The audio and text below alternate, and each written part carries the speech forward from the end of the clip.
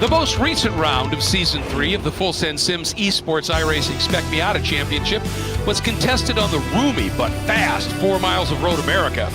Tonight, the competitors will have to compress, well, everything, as they will battle on the shortest track on our schedule, Lime Rock Park. Here, the lap counts will be more than doubled, and that means twice as many opportunities for thrills or agony. Momentum rules at road racing's bull ring, but it's not easy to maintain on this narrow 1.5 mile track, especially with far more cars per mile than anywhere else. And our championship leaders are separated by only one point, with 3 rounds and 6 races to go. But neither of them are racing tonight, so will some challengers scramble back into the fight? Welcome to round 2, where tonight the matadors of the Miatas engage in a bullfight to overcome the truly unique challenges of the Road Racing Center of the East.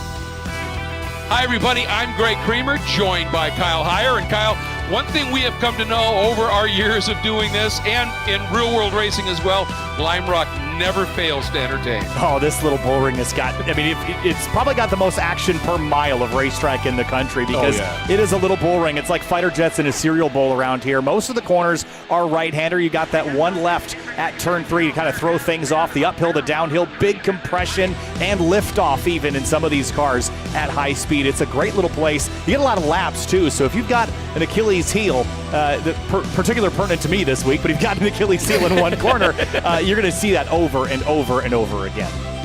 And people will take advantage of that, force you into mistakes. And we talked about it just now in the open. Momentum, this track, once you get to speed, you can be fast, but in these cars in particular, you lose that momentum. You get sideways, you have to check up. It takes longer to get that momentum back, and that can really be an issue. And that makes this compelling. One really good overtaking area, obviously, into the first turn, the Big Bend, but here's the deal. You can be creative in other spots, but man, you have to have the racing gods working with you. Yeah, absolutely. That's a huge part of this. And with a 30-car field, staying out of trouble on the opening lap is challenging. We've seen big wrecks here. This is not a wide racetrack. It's not a long racetrack. There's no pavement runoff really anywhere. So if there's a mistake up ahead, you can get caught up in things pretty quickly. So it's just like, on the NASCAR side, Bristol Motor Speedway, if a crash happens halfway up the racetrack, you're going to be there in under 30 seconds. Things don't clear all that quickly. So that's important to keep in mind here, Greg, as we work our way into qualifying for the 7th round. Yeah, that's a good point. Of course, one of the key corners in terms of getting a great run through it, but it's so easy to step over the line and end up very hard into the wall, is the diving turn, the last turn onto the long front straight, now known as the Sam Posey Straight. And of course, recently, what used to be called the No Name Straight has now been renamed the Paul Newman Straight in honor of Paul. This was his home track. And so great, big off over there, a couple of cars involved. Just to give you a little teaser about how qualifying could go here, folks. In practice, top 18 covered by less than a second. It's that close. And right now, they're getting after it here. We've got some great looks as well, don't we, Kyle? Beans Forrester has taken it to yet another level. He has. He's given us the helmet cam today, along with the pedal cam on the right. And I love this perspective because he's got a lot of gear to assist with his driving here as well. He's got that in-person rev light system there. That's not in the simulator underneath the steering wheel there. That is a real rev light system. And then, he's got his steering wheel and his keyboard and his stream deck off to the left there for button controls, his triple screens. It's a great perspective of what you can do if you had a full Sen Sim at your house. And look how wild it is out the windshield right now ahead of him. Look at the feet at work down there. You don't have to shift a ton here at Lime Rock, Greg, but it is a busy lap in traffic. It really is. And what's fascinating to me is, this is a sim racing, right? But with that multi-screen view, you can see he is in fact looking into the corners, turning his head substantially and looking into the corners. And, that's a real world application. Once again, that's why Court Schmidt created Full Sen Sims. He's a real world racer, got his experience with sims in military sim building. So, that's akin to NASA stuff. And so he built a mighty great sim. And he said, yeah, you can have fun. That's all part of it. But one of his main reasons for doing this was to be a real world racing training tool. That's why it says practice makes podium. And he's got some help out there tonight. I see Josh McCarry is here, who is one of the guys who works very, very frequently with Cord on a number of things, as does Bean. So nice to have him here. Yeah, good to have him here. 31st right now, so he's got a little bit of work to do to find some speed here in qualifying. And as we said, it's a pretty sizable grid despite a number of the major players being off at runoffs qualifying today. So we got 32 cars that are trying to set the grid here. Murphy Nichols is one of them, and that number 55 here. He is on board through West Bend at turn 6. That's a tricky corner with a pretty abrupt curb on the inside apex. Yeah, if anybody's been watching here and watching what Morgan Burkhardt has been able to do as they come through West Bend and just go way out, have your left tires off track essentially, but you got your rights on just enough so it's not any kind of running off course and just flowing immense amount of speed through there. We'll see if anybody picks up on that. Nice to have Giancarlo Schooler, who is our most recent winner, who got that big win at Road America, and part of it happening with that absolutely stunning outside pass through the carousel. Nice to have him back, sitting in that third spot right now. But, as we talked about in terms of some points here, with Morgan and Camden gone, they're separated by 1 point, Kyle. Bryce Pudo is here, and he was quick in practice. Rick Zagrini's not. So Bryce Pudo's got opportunity. Skip Brock, Beans has opportunity. Andrew Wozencroft. These guys all have an opportunity to maybe with counting tonight, 3 events and 6 races to go to get themselves right back into this. Well, you need to capitalize, and for Bryce Pudo, that means winning both races realistically, right? And 7th isn't going to do it, I don't think, for qualifying. It's hard to pass here. You've got one really good passing opportunity into Big Bend at turn 1. Other than that, you've got to work really hard. So there's a 1 minute point 2. That's not going to be an improvement. He needs a 59 flat or better. Trouble ahead of him as Wozencroft goes for a spin, and that might hold up Bryce Pudo just a little. Just getting a clean lap in qualifying is a struggle sometimes here too. Yeah, well, that's what we're talking about with that cars per mile thing. And you can see right there, nice job by that car getting out of the way for Nicholas, but it still held him up. There's no question about that. And, that's the risk. I don't know that anything here is long enough. Maybe this long, winding Newman straight in the front straight, you can get a little bit of a pull from a toe. But I would think you almost want to do what's nearly impossible here and find a clear spot to do it on your own. And Wozencroft, we pointed out a minute ago, he's had some good runs as of late. Qualifying's been a little tricky for him today, though. P15 at the moment.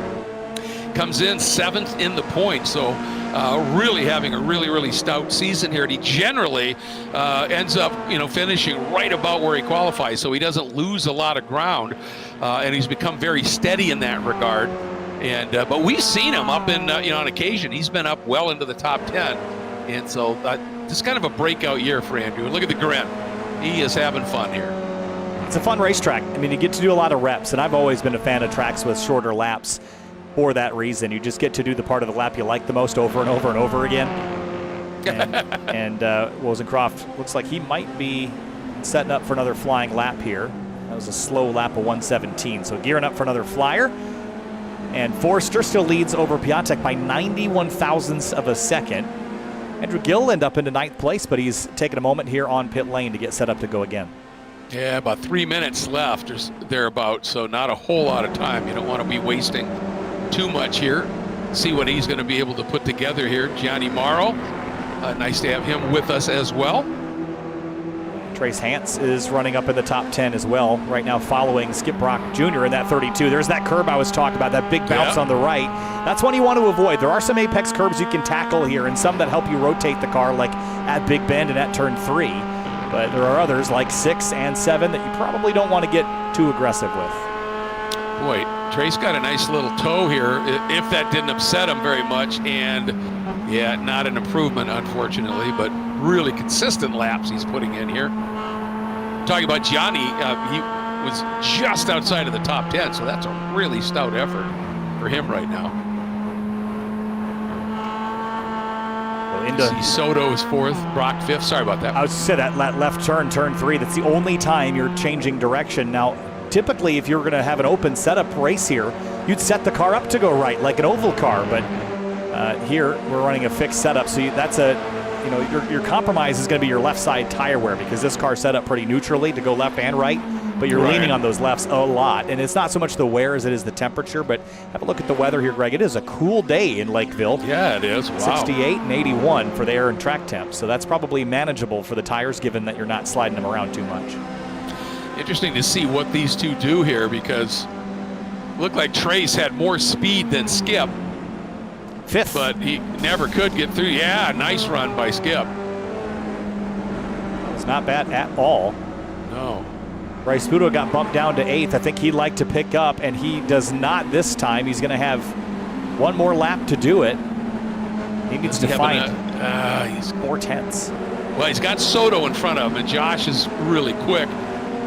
And yeah, so this is opportunity here, because if he's going to get anything from Josh, it might be a little toe, but I don't think he's going to catch him, so he could just really let it fly here. See what he can do. Working down the back straight, the Paul Newman straight now.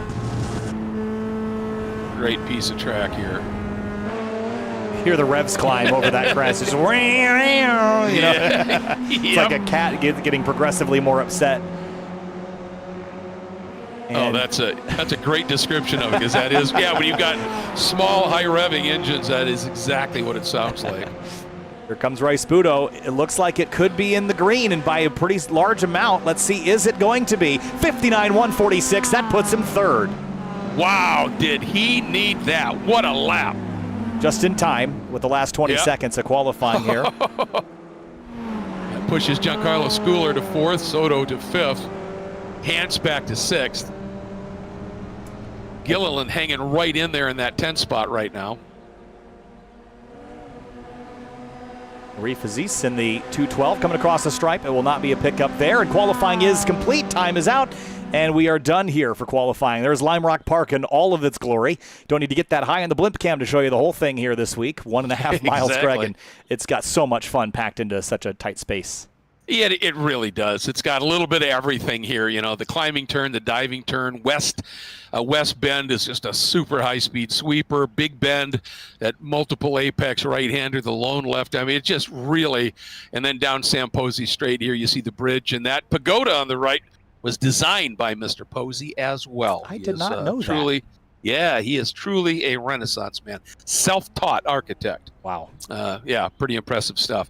Well, we have a quick break. Of course, want to just say we've talked about it a little bit already, but a huge thanks to Court Schmidt, Full Send Sims, Josh Bakari, Beans, everybody that's part of it here for their efforts, not just in creating absolutely world-class top-tier sims, but also this series and giving people an opportunity to come and get practice on tracks. And we've got another academy coming up for our next event. We'll talk about that in a little bit.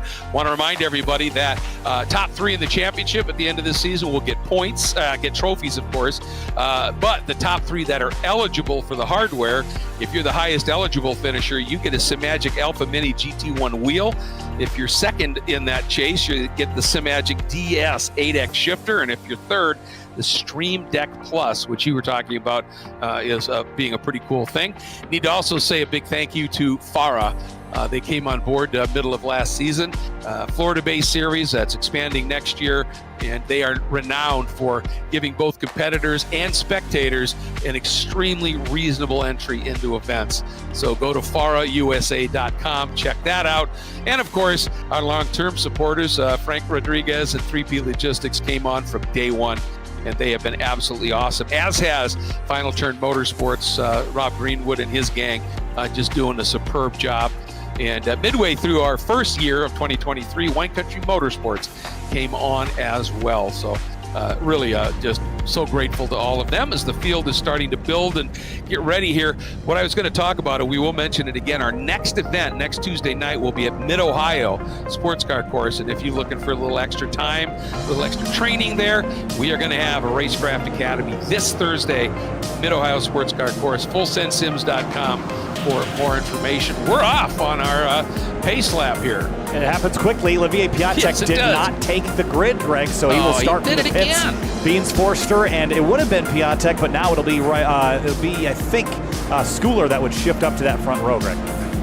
Wow, that's a huge development there. So then, there you can see it'll be Rice Puto with Schooler. So Rice Puto should be up in second, or does it? I don't know it that doesn't it'll adjust change across lanes. Yeah. Got it. Okay. We'll move on. Joshua Soto, Trace Hance in row number 3, 5th and 6th for those two, Greg. Then it's Skip Brock Jr., Eric Hewo, Juan Sheetlin, and Andrew Gilliland, the rest of your top 10.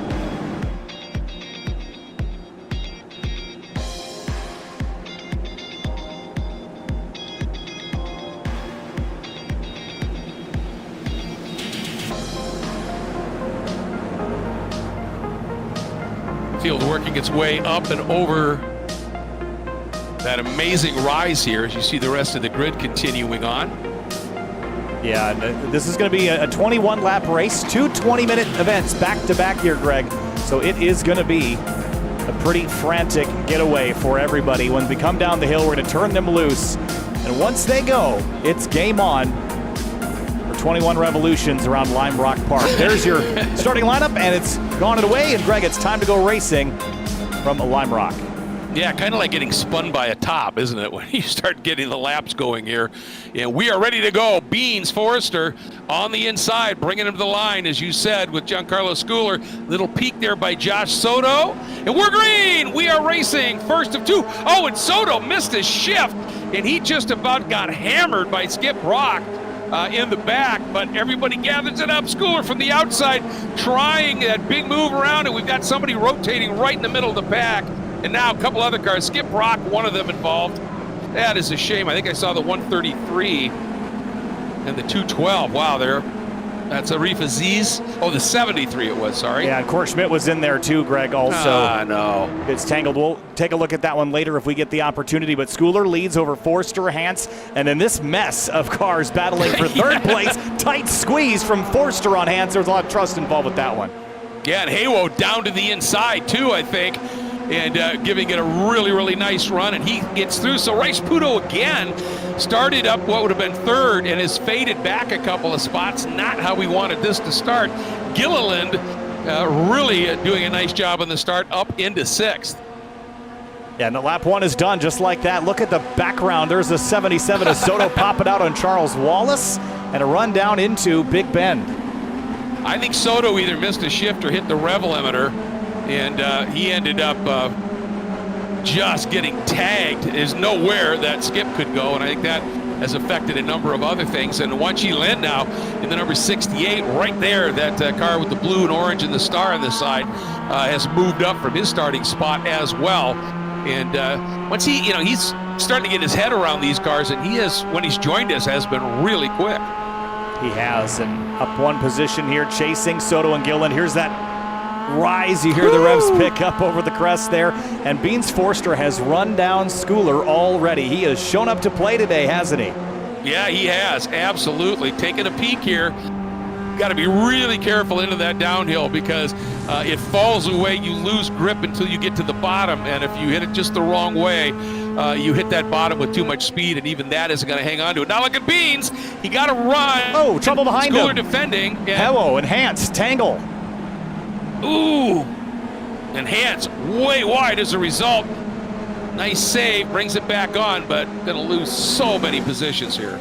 Yeah, they just got together right here in the braking zone. Oh, yeah. Once, twice, and that's what knocked the 53 off course. So, now their job gets a little bit more difficult, but look who benefits from that. One, Nicholas Rice-Puto, and he'll take that absolutely here. Now we'll see whether he's racing a little bit faster than he was able to qualify. He didn't do a bad job in qualifying with that third. But man, he has closed on these guys in a huge hurry. Yeah, he's got great race pace. We knew that the whole time. Qualifying, though, you have that extra element of other cars in the field that are not necessarily all doing what you want when you want it. Race time, though, Rice-Puto has shown that he has got the skills to match everybody out front. And Bean sticks with Giancarlo, so Rice-Puto decides, I'm going to see if I can get a little side draft. Now tries to get underneath Beans, and he may have got that done. Beans just couldn't get that door closed, but Beans, if he can stay put, he's going to have position for the lone left-hander, and wow, that was close as Giancarlo Schooler widened his entry, and Beans darn near stuck a nose in there. Yeah, these front three are really playing with fire, I think, so early in the race. It's so easy to misjudge things. A little push there that upsets Schooler down the Paul Newman straight. And here comes Haywo, a really good recovery. Andrew Gilliland now up into fifth, Soto sixth. So Gilliland is just, who's having a superb season. Keep in mind he had his first ever podium at Willow Springs, and he is doing a nice job tucked in behind Haywo, but Soto is on his sixth. Yeah, making really good progress here early in the going, and the strength of the season, as you pointed out, what he had back at Willow Springs. Could he follow it up? And here comes Beans Forster. Two drivers left on Schooler. Does the over-under, but not enough overlap to establish alongside. Yeah, and then Rice-Puto went to the outside, and Beans carried enough speed in it. Rice-Puto had to lift it. Here comes Haywo. Yeah, just and immediately. Beans just got in a little hot, and it was just enough that it parked Rice-Puto, and Haywo. He's been on form in the last few races. He really has been fast. And Forster's going to take this opportunity while they don't have someone right on their six to go side by side down Paul Newman straight, up into the uphill and contact, and Forster spins. Does he save it? He saves it! He's going to lose a lot of ground, but man. Wow. That's always going to be a really brave move to go around the outside in the uphill, but, you know. Well, it's about as good as that was going to go, to be honest. No kidding. Let's watch it again here. I mean, he definitely had position here. Yeah. Just did everything he could to get it locked down. Now he's got to deal with, I'm sure, some flat-spotted tires, too. It's not going to be a lot of fun. Just at That least was a overheated. long slide. Yeah, for sure. So the front 5 or 6 are sorted out. Then there's a secondary battle behind Hans and Murphy Nichols. Charles Wallace, Wozencroft, Jose de las Casas, and Bob Muller Jr. Seth Spolman's back there as well. And then it's a bunch of others that have gotten kind of knocked out of shape. But this front 5 or 6 has not gone away. No, they are absolutely in an accordion right now. And Sally Mott up into 15th as well. And we've seen her with some real turns of speed. But, yeah, we basically have a 6-car train for the lead here. And how about Eric Haywo? What a race he is driving. Had that bit of contact, and it definitely, you can see it dinged up that left front corner on this track draft, or right front corner. This track draft is not going to be everything, and he's just driving beautifully right now. He is doing a great job, but Rice-Puto pushing him along. He knows how to play the game here. There's still 13 minutes to go. We've already done 7 laps. That's 1 lap less than we did in Road America for an entire race. Yeah, that's a good point. Gilliland right there, but man, he has Soto behind him. Raw on board with Soto now, chomping at the bit, trying to figure out a way through. And this is where you're driving through all these windshields. It's a little hard, too. There's a bit of an accordion effect every time you jump on the brakes. Just a little tap there to point the nose. But you see, he had to check up middle of the uphill. That's a bad place. He's going to get hammered from behind. Wan Chi Lin looks to the left. Yeah, that Soto had to check up in Wan Chi. That's how quick it happens here, Kyle, isn't it? Just that, we talked about it, that little loss of momentum, and it just takes you too long to gather that back up again, especially climbing. And you're just a sitting duck. And look at Giancarlo Schooler now. He's starting to go as Haywo and Rice-Puto are duking it out. And Rice-Puto is actually going to get to the inside, and Haywo is just going to let him go. That was probably a smart move. He saw Schooler starting to pull away and figured out, let's put the strongest locomotive on the front of this train. Yeah, Giancarlo's been really impressive, but Nicholas showed some really good pace in the opening couple laps before he got shuffled back a bit. And I think you're spot on. I think he's got the pace to run him down. And like you said, be the bridge for to bring Haywo, Gilliland, and all those right back up to it. Plus, we've got, looks like a few cars coming up here and lots of race to go in terms of traffic. Yeah, that could absolutely, it was a major factor in the last time we raced here last season, if I recall. Yes, it was. Lap traffic was a consideration, and we've had 4 drivers put out and another about half dozen that have made a trip to pit lane at least once. So some damage repair has gone on, and it's scattered some cars around the circuit. 12 minutes to go. Schooler goes defensive again, but Rice-Puto's reeled him in. You see him that draft closing up ever so slightly. Yeah, clearly Giancarlo trying to break any little draft that might be there. And I think the first guy they're going to catch is Wayne Buttermore, who's running in the 22nd spot up the road a little bit. Oh, Gilliland! Soto went through and got Gilliland off his line, and Trace Hans popped on that opportunity very quickly as well. He just kind of got into Big Bend a little hot. Oh, he did that on his own, didn't he? Rode the rim and allowed a couple of cars on by, but you just got to shake it off. Can't let it get you out of your element here. Here's Wozencroft and Wallace side by side. Wozencroft really attacking that curb on the uphill, and that, you can see how it lifted the car, shuffled him sideways, and that's going to let the 964, as you said, of Charles Wallace, doing a nice job, slice right through. Wozencroft's up a handful of positions from where he started, 14th to 10th. Making good progress, and for the lead, here we go. Here comes Rice-Puto. He's going to give it his all. Giancarlo, of course, going to go way to the inside. And now, got to be careful there for Nicholas, because Haywo will try and slide through. Didn't make it happen that time, but the battle is certainly on here. And Charles Wallace, that's a new name to me, and man, is he doing a nice job. Yeah, top 10 for the 964. Yeah. It is a new name to the series. First start. See Haywo clobber the curb there at turn 4, just trying to get the thing pointed. And he might just be willing to sit back here and let these two fight, because as soon as they get side by side, that's where his best opportunity will be. Yep, he is right there, nose kind of tucked in, trying to bother Rice-Puto a little bit. Nicholas trying to figure out it. Clearly Nicholas, I think, has the pace here. It's just, as we've talked about, Kyle, this place is so brutally difficult to pass. Front 3. Look at Wan Chi Lin has carved his way to 4th quietly. Yeah. And he's now in a position to pick up a podium here, perhaps his first ever, if these front 2 or 3 get a little spicy, and indeed they will. Side by side into turn 1 with Rice-Puto on the outside. And this time he's far enough along.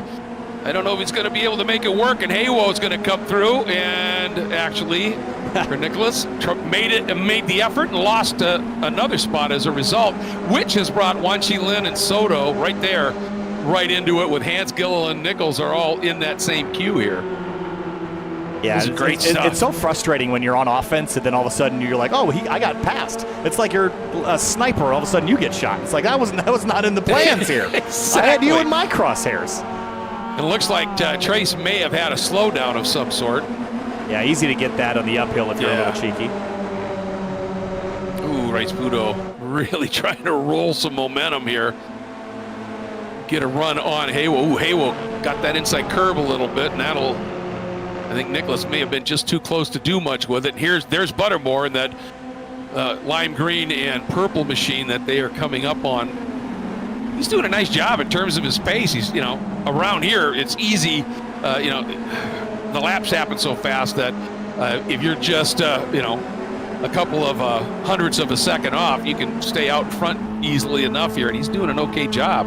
I thought they'd be on top a little bit quicker than this. Yeah, he has actually been running pretty good lap times, hasn't he? Yes. And here's Joshua Soto. Started 5th, fell back to 8th, and clawed his way back forward again. And you could just hear just the slightest lift of throttle, but you're immediately back into these cars. This is not a slow racetrack. It is a small one, but you are in throttle most of the time. Yeah, lots of moment. You know, as we said, momentum, and once you get there, if your car's working right, and all of these are set up, the same, and the drivers are very talented, it's just, you're just cooking around here all the time, and it's really, really fun. Rice Pudo, is he going to try and do something with Haywo at the last second here? No, in the 73, Buttermore gives a wide berth here at Big Bend. It's tough to stay out of the way here, but he did a great job. Yeah, he has. Now the question is, you can see Gilliland had to tighten it up. Hance and Nichols get a little bit caught out trying to go around. They're going to lose touch with that group up front, at least temporarily. I thought Murphy was going to take him 3 wide. It looked like he wanted to do that into turn 3, but it didn't quite pan out that way. And into the uphill again. Schooler's been the dominant car here, and every time Haywo gets ahead of Rice Pudo, the pressure starts to kind of fizzle for the top spot. So I think if I'm Haywo, I'd kind of rather have Rice Pudo be the one poking holes in Schooler's defense here. And one of the things that I'm wondering here for Rice Pudo is he gets such a great run through West Bend. Would it be an idea for him to just eat just a little bit, give himself just that little gap? He's going to dive down inside of Haywo, but he's not close enough. A little gap behind Haywo so that he can use that extra pace he's got. Oh, he's looking to dive to the inside. Haywo looked like the back end stepped out for just a second, but not enough. Out onto the Paul Newman straight once again. And really, it's the front 6. Andrew Gillen, even Trace Hance, though, isn't too far out of it, especially once this pack starts to kind of bunch up again in the last few laps of this race. We've still got about 7 to go next time by, maybe 6. It's going to be close. Andrew's done a really nice job after that little mistake of running this lead group down again. Putting in some really tidy laps to do that. He's actually got a 59.2, and that's about 4/10 quicker than Giancarlo Schooler's best lap. Okay, here comes Rice Pudo to the inside of Haywo again, down the inside, and he's going to make it a successful pass. Yeah, and this is Gilliland down inside Soto in the background. Soto way wide. And that will allow Gilliland to clear him to steal back P5. Remember, he dropped 3 spots when he slipped up in the in turn 1 a few laps ago. He's clawed it all the way back, so he has got it moving right now. Yeah, he's done a great job on this fight back here. And now into this uphill once again. Don't want to get too much of that curb. Oh, Wanchi Lin a little crossed up there. Didn't lose a thing. He was right on the edge of the slip angle here. There we go. Everybody using a little extra grass at the top of the hill there. That's the Burkhardt line. And Schooler's way offline. That's the Kubota line is what that is. Look at that. It didn't really lose a thing. And that's the problem. This front straight is so short that if you run wide like that, but you keep it straight, keep it mojoing, it's still tough. Ooh, Haywo.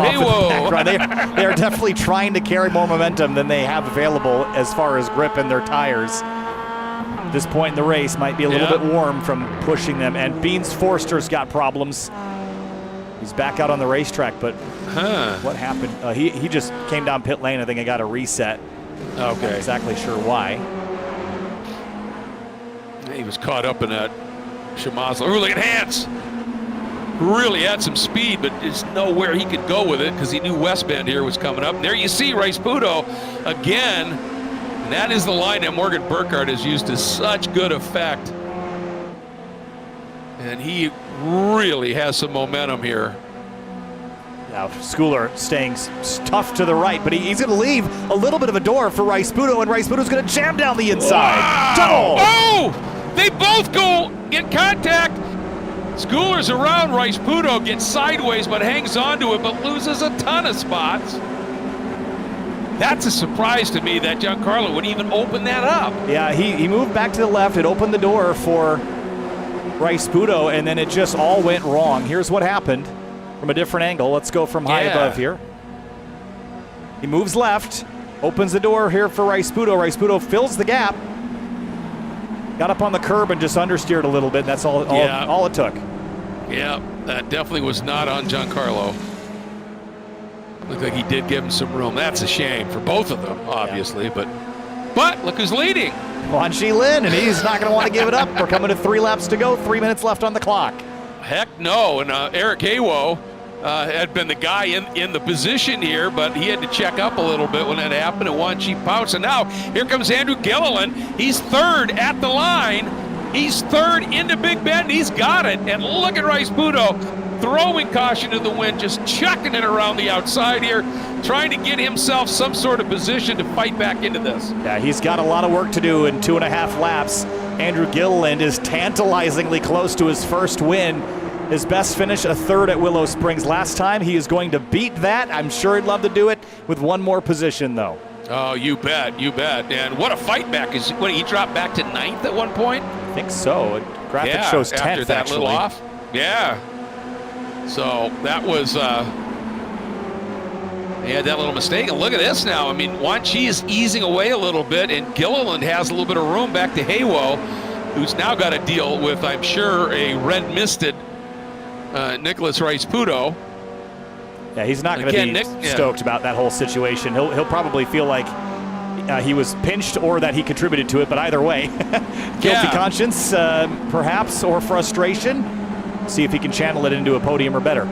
Yeah, but he had a golden opportunity to make up a big chunk of points on our absent points leaders right now, and it just didn't go his way again. Gilliland starting to attack a little bit on Wan, and traffic coming up. Oh boy, well, 2 to go. They might not get to it depending on how fast the traffic is moving. I think it's Josh Bakari.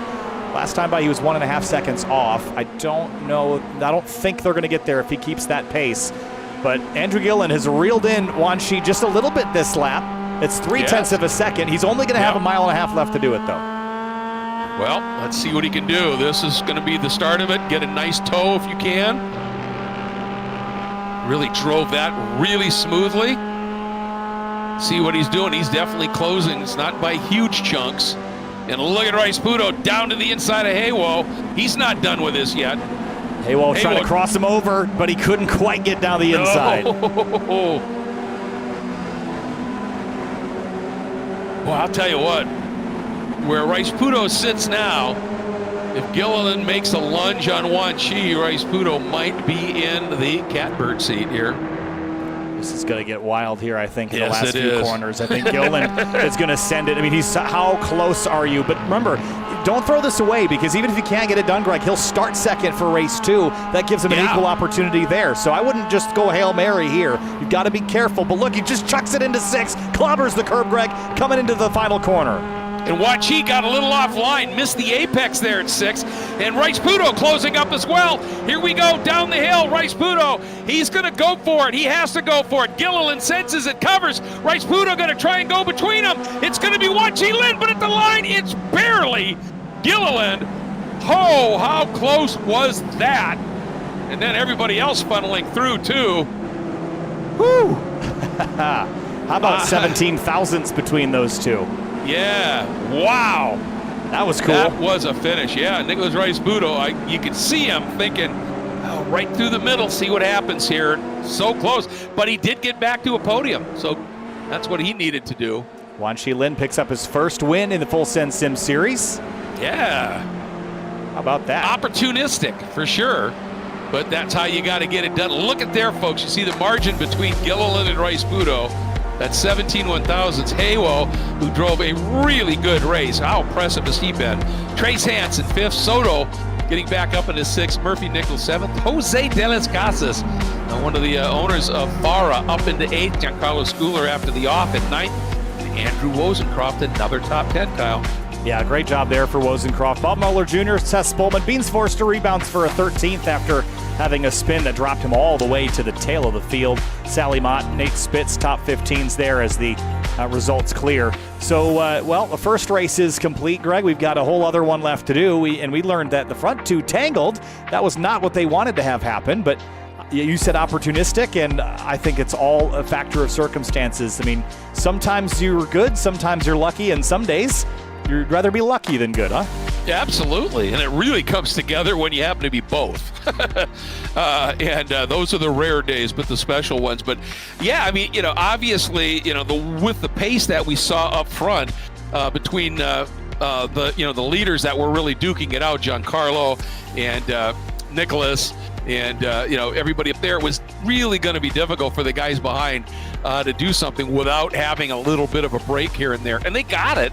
And they were in the right spot at the right time. And Wan Chi, when those two guys at the front had that little coming together, Giancarlo and Nicholas, when Haywell lifted, clearly Wan Chi just had his car in the right spot because he just went right to the front and then held off a pretty good charge from the young man. Yeah, this place is so much fun, too, because you get that setup process through the tail half of the lap, and then you get that one shot into Big Bend. And you can force it everywhere else. We saw Beans Forster try to force it around the outside at the uphill, and that just didn't go wrong or didn't go right. So I think you have to be cautious with that. But now that everyone's kind of got a banker race in, those in the front five, you might see people kind of ramp up the aggression a little bit. We usually see that, don't we, in the second of the two races. And, the problem with that outside move into the uphill is if the guy on the inside, your nature, if you're going to pass on the outside, is to squeeze him a little bit to try and pinch him and slow his momentum because you tighten that radius up. But if he has to move over and he gets that curb, which is pretty abrupt, it's going to launch him right into you. So that's really a tightrope, as you have to take as the guy passing around the outside, isn't it? Let's go back to the opening lap collision here, and it was just a real mess. So let's slow this down and have another look. Watch the 33 in the middle. They're going to be 4 wide here.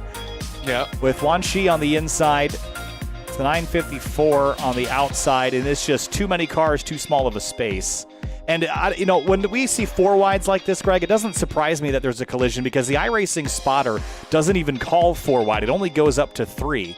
So when you get 4 wide like this, you just know that you have to leave 2 car widths. And the 964? Yeah, that's yes. Charles Wallace there. He would have no idea that he's 4 wide, and he can't really see. It's in his blind spot there, and that's what caused that calamity at turn 1. Yeah, exactly. And it's just, I understand. You think you've got opportunity, as then we can see everybody else just piling into things here. But you've got an opportunity to do something like that. But, to do that, and, as you're making the pass coming up the inside, you can see that at least there's 2 other cars on your outside and possibly another one. And I know you want to make that jump, but sometimes you just say, no, I just can't do that right now. That's part of the racing game, and we'll see what happens with it. But nonetheless, it certainly jumbles some things. And, for the guys that get caught up in that are sort of the innocent people, it's frustrating to be sure. Well, in about a minute and a half, we're going to get set up for our second race of the night, and that will take us through to the end of round 7 of this series. Looking ahead, though, a little bit to the next handful of rounds, Greg. This has been a really fun season. I guess a little bit of a shake-up. We've got Mid-Ohio Sports Car Course coming up next week, then Michelin Raceway Road Atlanta, which has never put on a bad race in this series. No. And then we finish with a Sebring on the final round, which is just a couple weeks from now. So things are really starting to kind of wind down here in the tail half of the season. It is, and remember, the Sebring we're going to be going to is the short course, which the full course there is awesome, but the short course has produced some great racing. But yeah, what a finish here! Mid-Ohio, Michelin Raceway Road Atlanta, Sebring. Remember, again, this Thursday night we will have a Racecraft Academy at Mid-Ohio. For those of you that might be interested in getting a little extra seat time and driving and some instruction around Mid-Ohio. So take advantage of that. Unfortunately, I won't be able to do Mid-Ohio. Kills me because this is the second year in a row that when I've had to be at the Petit Le Mans to MC the fan forum at their opening party, that night it's been Mid-Ohio both times, and I love that place. Yeah, Mid-Ohio is a really fun racetrack for cars like this, and We get to do it a lot at Grid Life. We didn't get to do it stream it this year, but it is a lot of fun to race there. That turn 4, that run down to turn 4 the first time. Oh, yeah. Oh, it's so great. And Madness, that whole Madness section is just, yeah, I remember at the runoffs with David Daugherty, I was flagging at the top of Madness there. And, there you're right close to the edge of the track. And Daugherty in qualifying, and then his Nissan 200SX came through, and I could hear him giggling as he was coming up and over that turn. That's just how fun that place is. Well, checkered flag there on warm-up, and we're going to get to go racing here again shortly, so let's head down to the racetrack. Olivier Piatek we never got to see race. Curious if he is still here at all, or if he is just wasn't able to make that first race, but he's going to start 31st now because he forfeits that qualifying spot. So that's a bummer, but on the left-hand side of your screen, Greg, here is your starting lineup, and it's Wan Shi Lin trying to go 2 for 2 tonight. With Andrew Gilliland getting that podium for a second podium, and a better one second this time, starting outside, and Rice Puto, who really needs to put together a race here with Haywo, then Hans Soto. I'll tell you what, how about that for Jose de las Casas? That is a really stout run and opportunity for him starting in that 8th spot. That's great. It'll be a good starting spot for him. Giancarlo Schooler, I mean, honestly, 9th, not so bad. Yeah. Could be worse. No. Could have been a lot worse. Yeah, you're right. So managed to salvage that. Court Schmidt will start 29th. I'm sure he would have liked better. Yeah. But Andrew Gilliland, this is his opportunity here to get a win, I think. I think you're absolutely right. Beans is going to start 13th, and we know he's going to be pretty quick. So he could be fun to be watching here. But, I don't see Piatek. He was out there. I mean, he was really quick, obviously, in practice and qualifying. I wonder if he had some major internet issue or something. Yeah, Johnny Morrow also isn't going to make the start of this one. So we've gone from 32 to 30. And have a look at the weather information. It's still pretty cool. It's even, that track temp's gone down, hasn't it? It has. It was in the... Yeah, it was like 84 that first race. Air temp's up a little bit, but we're not hot and greasy. Certainly not like you're sliding the tires around and burning them up 5 laps in. We did see drivers start to lose grip towards the end. Either that or they were pushing maybe just a little bit harder. Yeah, well, I think they were. They were definitely, it got pretty aggressive as we got down the end of it, which is absolutely understandable in this place.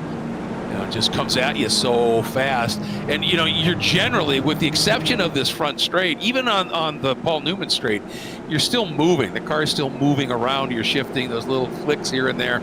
And so the tires don't get a huge opportunity to really cool off here, do they? So cars over the crest here at turn 7. It is, again, a 21-lap race. And we'll see how long we last up at the front here. Yep, this is going to be fascinating. We got Wan Shi, I know, has probably had some time starting at the front, but we'll see how Andrew handles this as the pace car makes its move in. And we are ready to go. Race 2 about to get underway. We're green! And the story here, obviously we got a couple of neat things happening, but what happened to Wan Shi? He moved over, dropped his tires in the grass. Oh, and Haywo's going to spin right in the middle of the field, up and over almost for the 0-3. Rice Puto's in it. Others are in it.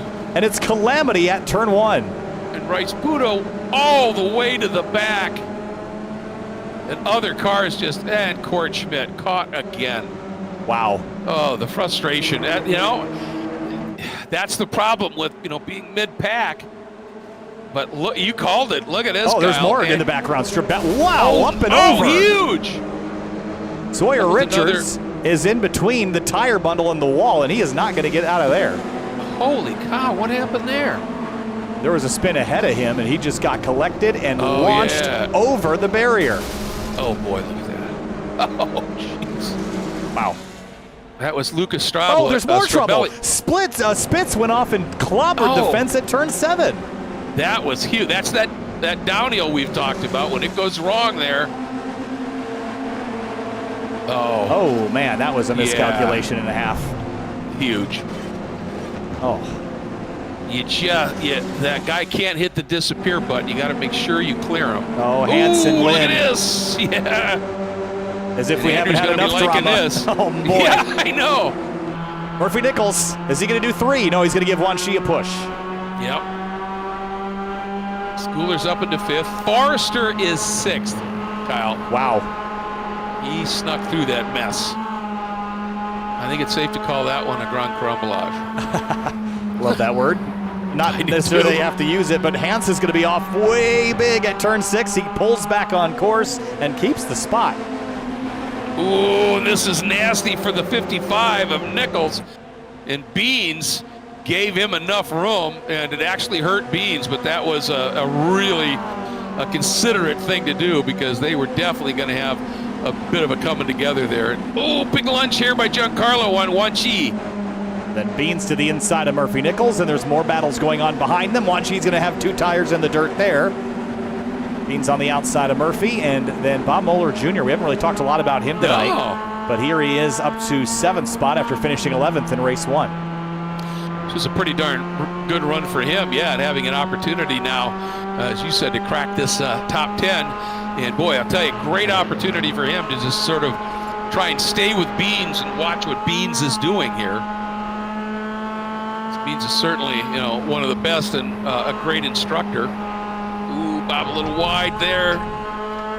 Saved it. That's the best thing you can do, obviously, if you do hit a curb like that and run wide is nothing. Just straighten the wheel, let it come back. Don't make a big save. Love this onboard shot. Gives you an idea what the driver is experiencing. Goes down once, twice, 2 gears. From 5th to 3rd, likely. Or that could be 2nd. Down again. Use the downshift to help rotate the car. And look at that, just points a little bit sooner than Murphy Nichols. And he's trying to get that overlap, so Murphy will have to leave him space. Just hasn't been able to get it done. Remember now they're heading into the uphill, and Ezra Beans tried that outside pass. I don't think he'll probably be too enthusiastic at giving that one a go again. But Mueller's dropped off just a little bit here. Meanwhile, up front, Gilliland hanging on over Hans. Not only hanging on, he's actually established a little bit of a gap, 0.4 of a second. It's not huge, but he's not being pressured all that hard at the moment. Yeah, that's true. Although Hans did make up some ground that lap. Early turn in. Use that curb and go out, come right back again for the 2nd apex. It's really, it's gorgeous when you watch it. Oh, look at Beans. Oh, wow, down the inside of Murphy Nichols. That was a jump scare. Wasn't that? That was something else. I was just about to say, it's gorgeous when you see people coming in a train like that through turn 1, and then Beans just made, look at this, just straight line to that apex. Really smart driving there, and actually Murphy saw that coming and left him plenty of space. Fair play between those two. Trace has run down Andrew Gillen now. It's 2/10. And I think Murphy, that was because Beans gave him room when Murphy got to the outside in the downhill and Beans had drifted over. He gave him plenty of room, and Murphy returned the favor. All of you that are watching or rewatching this later, remember that. That's how it can work when it's done right. Side by side, Hans on the outside here, but Schooler, he's seen this once or twice. Oh, look at the drive of Hans on the outside. Yeah, how did he hang on to that? Just stuffed some throttle in, and somehow it stuck out there. Yeah, and Schooler, though, he's got that overlap, and he can't hang on to it. Boy, Hans really just glued right there. Look here at the 105. Oh. Dave Brown, wow. More cars just skedaddling all over the place over there at the exit of Big Bend. Just cars getting hooked on each other. Beans, Forster, and Lynn side by side into the uphill. Forster had to lift. I absolutely hate it when they do that, but you have to make the adjustment and save it, that's for sure. Oh, I love this onboard. Oh, Hans wide. And here comes Schooler with a big run. He's not going to waste this. And Andrew Gillen's got to figure out which lane he wants to defend from. Goes outside. Schooler's got to try and stuff it down. But Schooler got it too hot. Gilliland got it too hot. He's wide. Schooler went wide. Trace Hans is your new leader. Wow, that was an exciting sequence of corners. And here comes Beans down the inside. Oh boy, and Wanchi now. It's got B.O.B. doing the rim shot. He may have made that work, but he's going to be in the outside again as they come up to that pesky uphill. Oh, don't have this happen again. No. Yeah. Let him go. There you go. And he does. Yeah, you can see him. He checked up just a little bit. Look at Gilliland. That little checkup has got Gilliland but Gilliland hammers that inside curb. Beans is way off. So it's Murphy Nichols there, and for Gilliland, all that slipped away so quickly. Let's go back again. Oh, Murphy is off, yeah. Yeah, I think he'll hopefully save that. I think so. But watching from high above here, watch where the 53 is and where he ends up at the exit of turn 2. I mean, what a nice move there. Just patient, lays back, lets those two make their mistakes, and he drove through. That really was. And you could see Andrew at the last moment, I bet you, just was glancing in his mirror, going, is Giancarlo going to stuff it down in there, and just missed that turn in. It doesn't take much. And I think his mistake was moving back left. I think he should have just stayed to the right and braked early because, Giancarlo is going to fire it in there on the hopes that you give him the space. That's what Giancarlo is going to have to do. And then once Giancarlo got in there, he missed his apex, drove in late, it spooked both of them, and they both went off. Exactly. Well, and keep in mind, it's Giancarlo who did kind of what Gilliland did there in the first race when Nicholas dove to the inside, and then they had contact. So the lesson there is if you're on the inside, just stay there. Unless you really think you've got enough room back. And Hance, man, he's doing a really, really nice job out there, and he's building that margin up. He's up to 0.3 of a second here. But Schooler's back. So yes, he is. For how long will Trace be able to just cling to this before Giancarlo tries to find his way forward? Nicholas Rice-Spudo was out in that early crash, so the two drivers that were fighting for it in race 1, only one of them remains. Yeah. So this is, what have we got, 11 and a half minutes to go. So still plenty of time. And Beans is definitely going to be on the attack mode too, you would think here. I think Beans had a shot at that in that first race and then ended up with that off. I think Gilliland's still right there. Oop, just had an internet drop. Beans Forster. Feel for him. Sits there in 4th. I think once he gets to 3rd, he could be dangerous because we've seen how the front two can be a distraction. And here comes Beans up the inside. Wanchi leaves him plenty of room. He's in there pretty hot, though. Can he hold this? Well, I'll tell you, that was an awesome piece of driving by Wanchi because you saw Beans did get that inside curb and it bounced him over a bit. And Wanchi gave him enough room to account for that and not get hit. That was pretty impressive. Now talk about great track awareness. Onto the Paul Newman straight here now, and 10 minutes to go. We're halfway through this one, and it's another 5-car fight here at the front. Andrew Gilliland is going to want to avenge his mistake. Look at Beans popping out of line on Schooler into 6th. This is really tough math. He got that curb hard, hung on to it, but here comes Wanchi, and Beans moves over to defend. That was kind of in reaction, wasn't it? Looks like it. That Gilliland wasn't far enough back to kind of lean into this, but if he was, he would have had a fantastic run. I think so. He's got a decent run here. He's looking to the inside. Wanchi again gives him a little bit of room. I don't know that Gilliland was actually expecting Wanchi to give him room because it sounded like he checked up a little bit. Little tap there. No harm, no foul, but Murphy Nichols has clawed his way back into this too. I remember he had that big off at 7 when we went to look back at that replay and fell a couple spots. But Race Hance, has he won a race before, Greg? I would think not. I think he's won. Well, maybe he had one. Maybe one.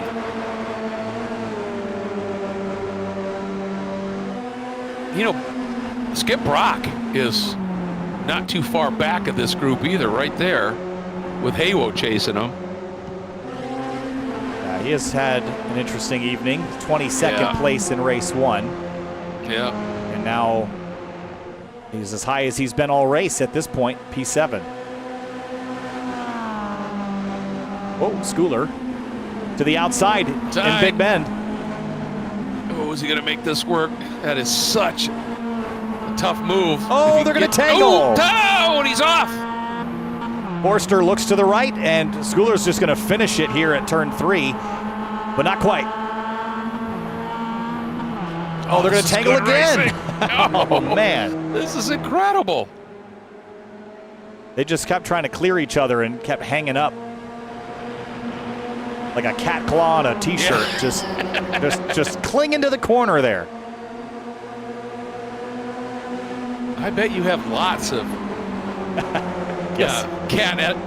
What's the word? Allegories or whatever? I haven't used them before, but they're actually working pretty well, so I might have to add some more of them to the inventory. Yes, they are. All right, 8 minutes to go. Hans now, Beans Forrester breathing down his neck.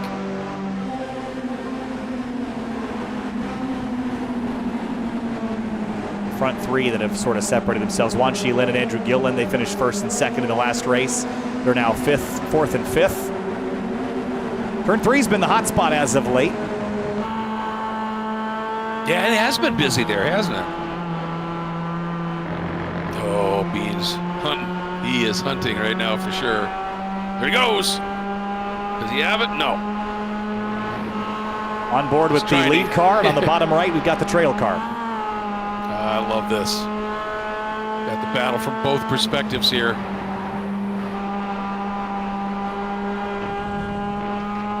It's just everything's so delicate. It is, isn't it?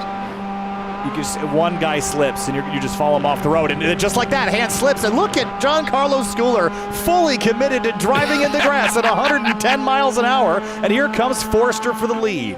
You know what? He did that before. He did that in the first race. I think he may have, recognized I could flow a lot more speed down through there. Look at this. He might get Hans yet. Ooh, little tap there. Beans shuffles Trace Hans off. Schooler to the outside at 3. If he can hold this overlap, he can't. Nope. And that exchange, look at the train we have now for this battle. I mean, it goes all the way back to 7th right now with Skip Brock there in that blue and yellow car. And one mistake mixes this whole thing up. Oh, big time, doesn't it?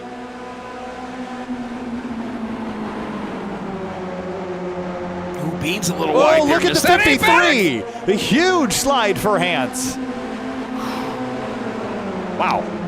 I think that happened because Beans missed that apex, and he had to check up, and Hans, I think, had to do something pretty drastic to hang on to it. How about this for drastic? Look at this mess.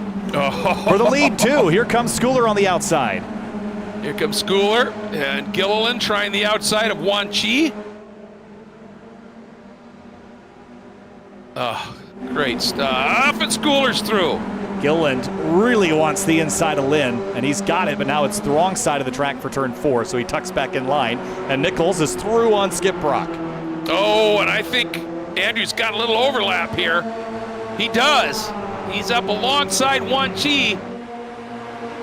Juan Shi's running the wide line. He's going to try. Oh, he's fighting for it. Gosh, that was so tight. They were inches from hooking each other into the fence there, but he's back to 4th. And with 5 minutes to go, he's not out of this yet.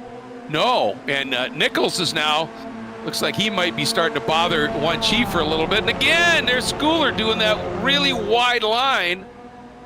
So I would be careful if I'm Giancarlo about this, because that could be seen as abusing track limits. Now, iRacing doesn't enforce that as a slowdown penalty, but I'm sure the stewards would have a look at that later. So if I'm him, if I don't need to do that, I wouldn't be. I agree with you 100%, but he did it that first time, and he actually made up ground, and then he did it again and made up ground. So, I'm not saying, I'm just saying. I'm not a steward, but I'm thinking like one. Exactly. Beans has got him lined up in the crosshairs here. Oh boy, he does. He does. Oh, I love that. And now here's West Bend again. Your turn in here has to be just spot on. You don't want to hit that curb too much. Oh, Beans really clouting that apex curb down in the diving turn, but doesn't seem to bother him too much. Giancarlo moving over to try and break what little toe there is. Should be 4 laps to go this time through. Then Hans. This is kind of the waiting game here for the chess match, I think. Kind of is, isn't it? Make your move now. You give another driver time to get you back.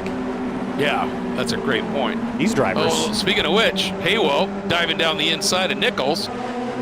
He's got it. Gets that one back. On to the Paul Newman straight. Trace Hance kind of lingering in third. Andrew Gilliland and Wan Chi Lin not too far behind. But as soon as these front two start to spar, third, fourth, fifth are all in it. Oh, absolutely. Look at this now. Wan Chi attacking on Gilliland. He wants to be in Gilliland's position here when that sparring starts. Anything beyond fifth, I don't know that you can get there in a lap without having a lot of a mess, but third or fourth is probably the best place. 3 laps to go. Oh, look at Trace. Got that double toe. Thought about the outside. Beans drifts a little wide. Trace just got the nose there and then checked it out. Oh, Wan Chi had to do a big avoidance there on Gilliland. I think he ran up on Andrew a little quicker than he thought. The front 3 have begun to separate themselves from everybody else, and they have about 4 miles of racing left to go, and that's one lap in Road America. It's about 2.5 here. 2.5. Gotta love it. Yeah, that little exchange kind of hurt Andrew there. And Hance now has drifted back. Well, could this end up being a mano-a-mano with Schooler and Forster? Very well could be. Possible, yeah. Climbed the curb there at 7.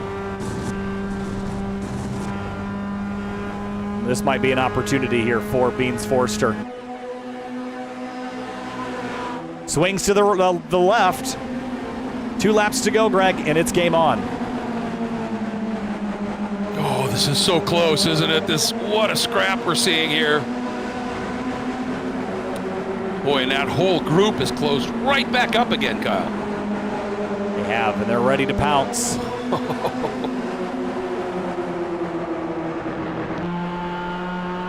Here we go again. On board with the leader in the main screen, and then in the bottom right, that is your chaser.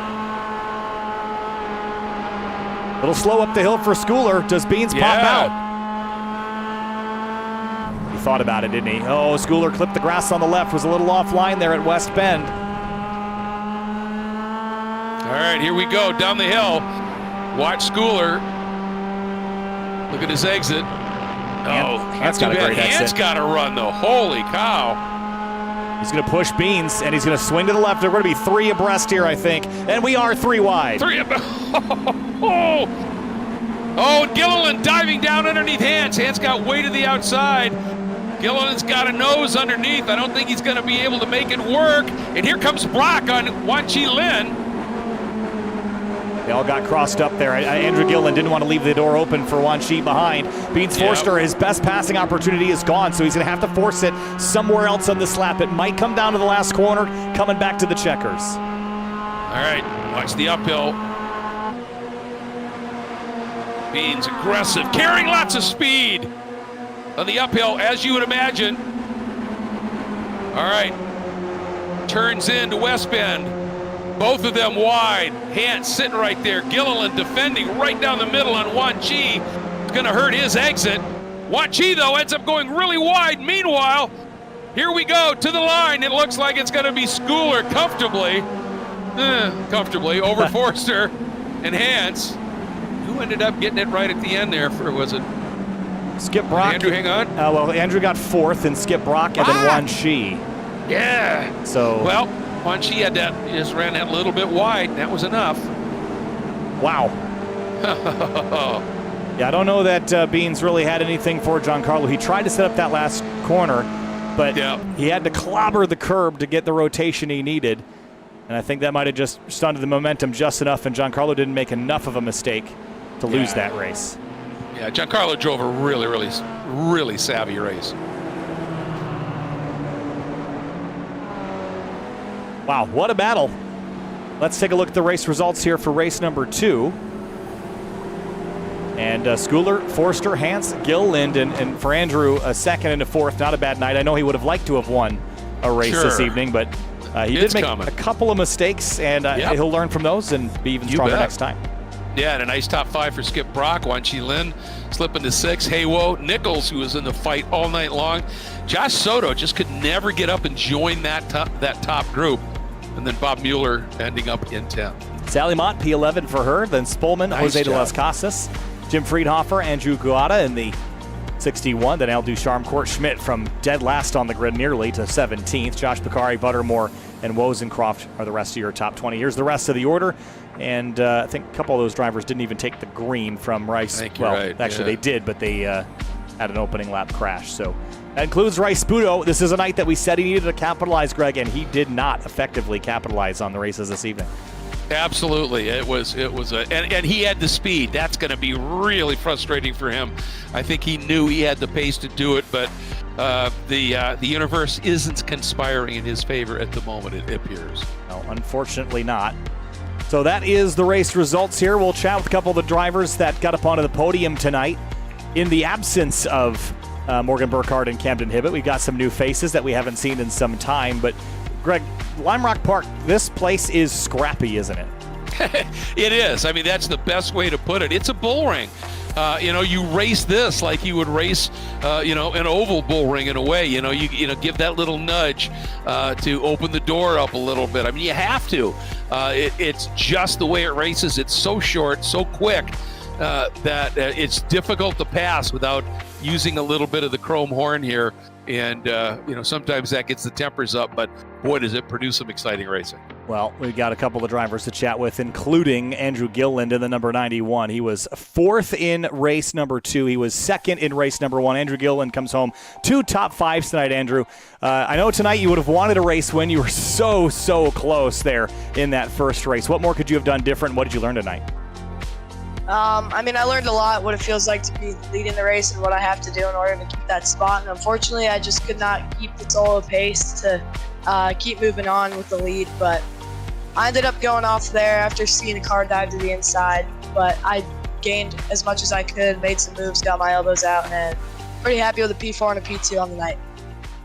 Well, yeah, in the second race, after you had that little bobble, you had a great recovery, which is, always a really good sign. You can red mist it and start making more mistakes, and you just put your head down and came back after him. And that second place, so close. We know that that first win's coming, but a couple of podiums on the season now. You got to be pretty happy with, how this season has been going for you. Yeah, it's pretty awesome to be going from, kind of fighting for a top 15, top 10 every race, and now, my goal is to finish on the podium or possibly get a win. It's definitely a huge change, and I've seen some great performance with coaching with Camden Hibbett, driver who's not here today. But it's definitely shown a lot, and it's helped me a lot, fighting my way towards the front. Well, he champions you whenever we get a chance to interview him, too. So he likes what you're doing, my friend, as do we. Keep it up, and can't wait to see what you do next week at Mid-Ohio. Thank you. Thanks, Andrew. And we'll move on now to Beans Forster, 2nd place in race number 2, coming off kind of the tail of pretty exciting race 1. Take us through that drama up the hill, and then you're charged through to finish 2nd here in race 2 of the night. Yeah, with that poor start in race 1, I just wasn't sure that I was going to actually make as much of a recovery as I did. With that contact with JC going into the uphill, I just turned in just a hair too early and a tiny bit of net code. Kind of put me up on 2 wheels, but again, I was lucky that I saved it. I wasn't expecting that either. Usually I hit the wall and bounce across the track or up on the roof, one of the two. And then, I saw that opening in race 2, kind of at the start. Bob Mueller went a little bit to the left, so I saw an opening, took it, and tried to make it as clean as I could. And then I saw some carnage there, kind of behind me coming out.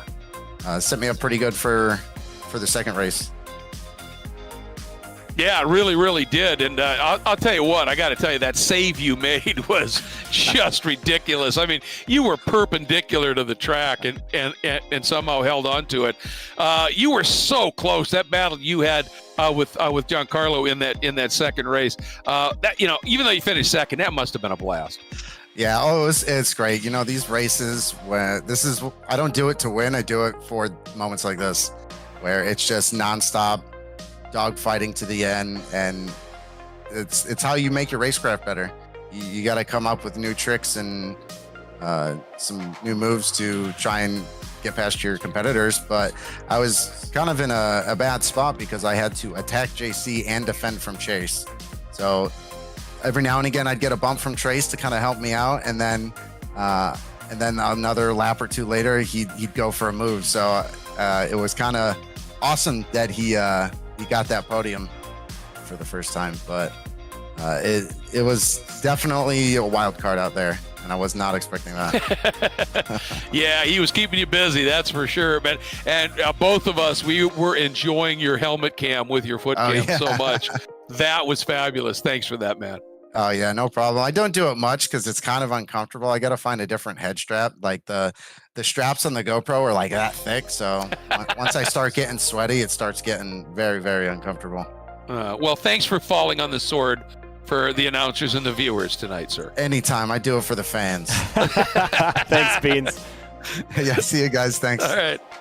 Beans Forster, always a pleasure to have with us here. Trace Hans finishes third tonight in a pretty epic battle for the top spot. Trace, take us through your evening there, running up in the top 5 in both races, P5 in race 1, but a podium in race number 2. Yeah, it was I'm still sweating from the race. I have my fan on high, and I remember feeling sweat run down the back of my ears with my VR headset on, and just going, "Oh God, please! There's 8 minutes left. Oh God, please let the checker come out. Oh God, oh God!" And I was just so happy that I got to lead a couple laps. And the fact that I got to lead a couple laps in this league, especially at this track, it's such an honor. It's been such a long goal of mine to get up here and to run up front both races. I really got to take a shout out to Skip Brock Jr. for helping me out in qualifying though. He and I did some drafting and got me that P6 for qualifying, which set this whole stage up for this. So it was stressful, but in the most fun way possible. Oh, I think we have been losing Greg a little bit here tonight, so we'll give him 1 second to come back before we turn you loose, Trace. But fun racing this evening, fun watching you kind of slice and dice. And there, is Greg back now? There he is. I am. Yeah, I just wanted to say, when you got a sniff of a position in front of you, you were relentless tonight. It was so fun to call. Thank you so much. Yeah, it's one of those where, every position here is hard fought. And even when you're looking in the rearview mirror, each corner, you're like, please don't dive bomb. Please don't dive bomb.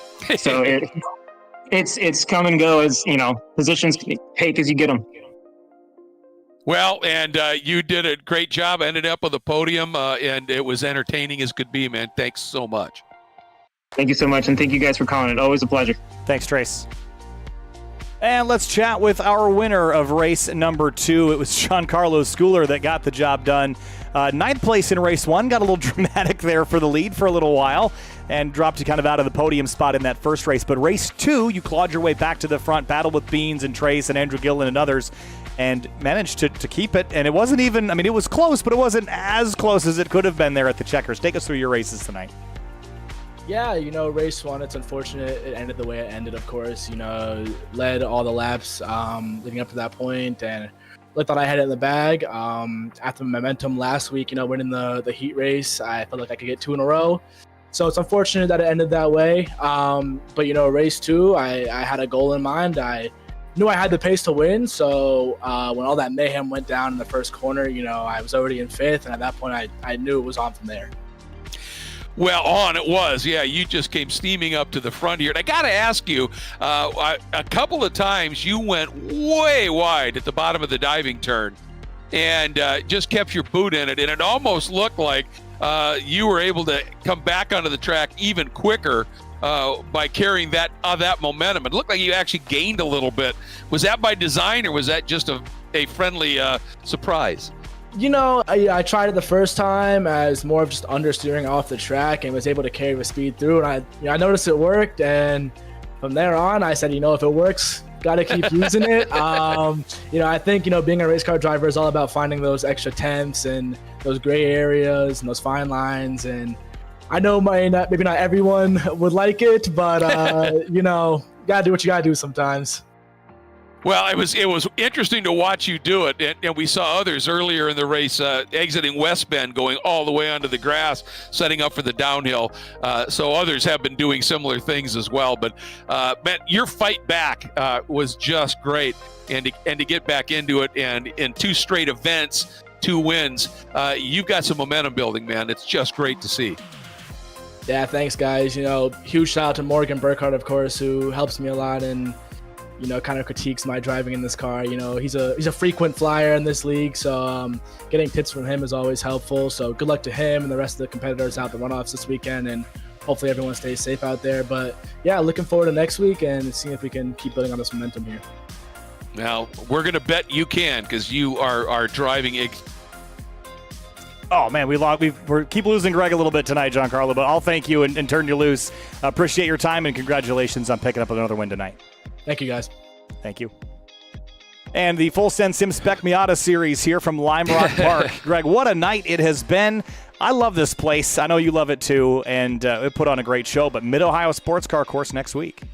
Yeah, and that place races so fun as well. Obviously, it's got a little bit more of a roller coaster feel to it than this one does. But it's such a great racetrack, and everybody's going to have a blast. You're going to have a blast calling it for sure.